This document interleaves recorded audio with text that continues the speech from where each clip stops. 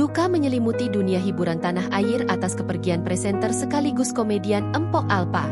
Wanita yang dikenal dengan gaya kocak dan ucapannya yang blak-blakan itu mengembuskan napas terakhirnya pada hari ini, Jumat, 15 Agustus 2025, karena penyakit kanker.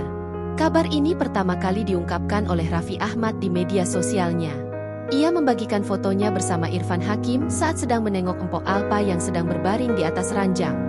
Kepergian Empok Alpa pun mengejutkan publik dan penggemar.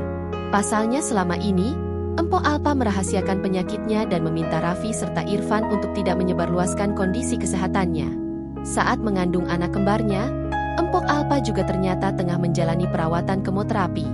Namun, proses kemoterapi yang dijalani tidak bisa maksimal karena takut memengaruhi janin anaknya. Dalam kondisi hamil, Empok Alpa mengeluh sakit, diperiksa terkena sakit parah, pengobatan dilakukan sejak hamil. Memang gak bisa terlalu keras proses kemoterapi, karena lagi hamil, ucap Irfan di FYP Trans 7. Unggahan lama Empok Alpa tentang kedua anaknya, Rafa dan Raffi Ahmad Darmadina, pun ikut disorot.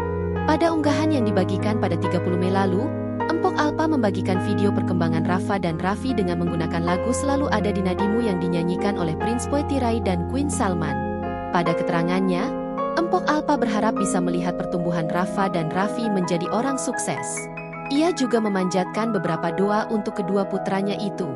Unggahan itu pun langsung ramai dan ditinggali beragam komentar oleh netizen termasuk artis Meisya Siregar.